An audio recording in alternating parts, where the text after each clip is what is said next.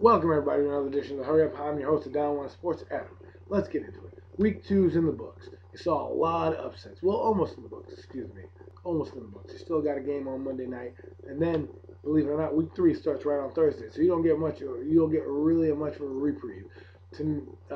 This Monday you get to check out Peyton Manning in a dome against the Atlanta Falcons. Should be a good matchup. Both teams. Heck, it could be a rematch of the Super Bowl back in 1998 when John Elway beat the Falcons back in the day. But, who knows? You never know with these good teams. And everybody wants to be that guy that predicts, hey, it could be the battle of this or a battle of that. I predicted it. Everybody wants to be a prophet. So, but, you let the season play out. But there's a lot of crazy things happening. Cowboys is in Seattle.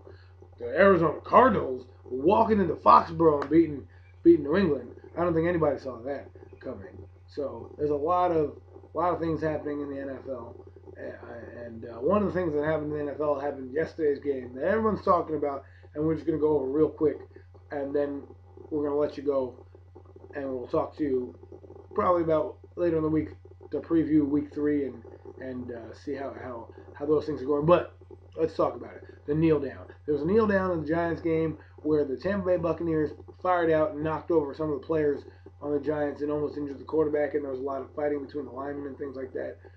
And what's your take? Well, my take is this, okay? And many people are on both sides of the fence, good or bad. And a lot of the media athletes, I like to call them the media athletes, so to speak, the guys that are in the media now that used to play, are on the media side, saying, it was great, blah, blah, blah, it shouldn't happen.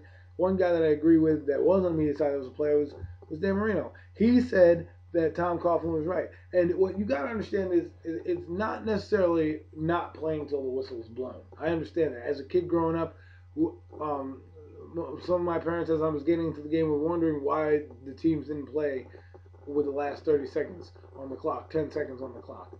Because when you have the ball and you are winning and you're the winning team, you don't have to worry about playing to the last second because you have the ball. Okay? If you have the ball and they have no, it's the whole point of running out the clock. Why do they call it running out the clock for a reason?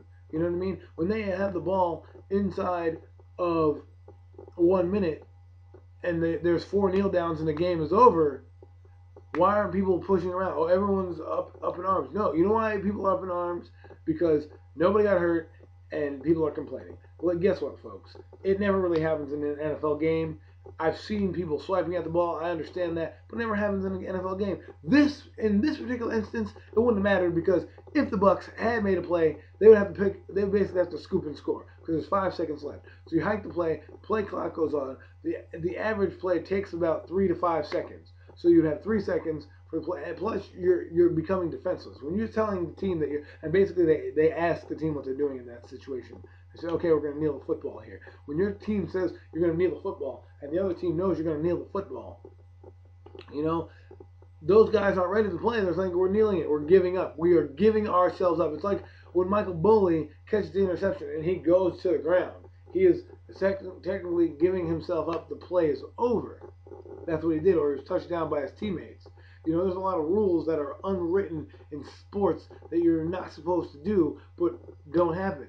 And what Greg Schiano did last time, Greg Schiano did it to the New York team, and because Tom Coughlin was angry about it, nobody said anything. If nobody said anything, we would probably be talking about it today and wondering why nothing was said. But when you got to look at it like this, if that were Tony Romo or Aaron Rodgers or the 49ers or any team like that, you'd be, oh, that's the head coach. This team is undisciplined.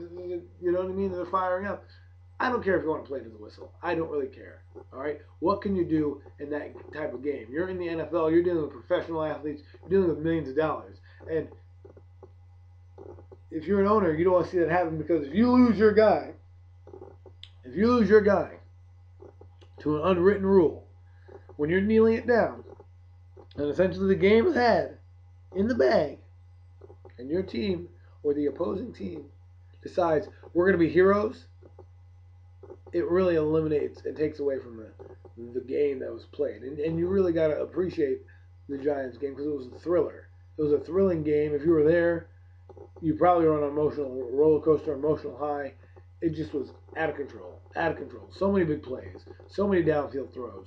That's what the Giants need to do. And that running game might have been sparked by a no-name running back named Andre Brown.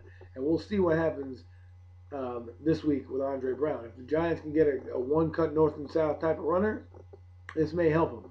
Bradshaw may have been hindering them because of his cutback ability and always looking to dance. When you're a young buck coming up into the league and you can outrun everybody, that was it. But now when you have bad feet and you're basically got a lot of tread on your tire, you can't do it. So we'll see if this fresh leg guy, Andre Brown, can change it up for the Giants and give them more of a dynamic run game. This has been the Hurry Up.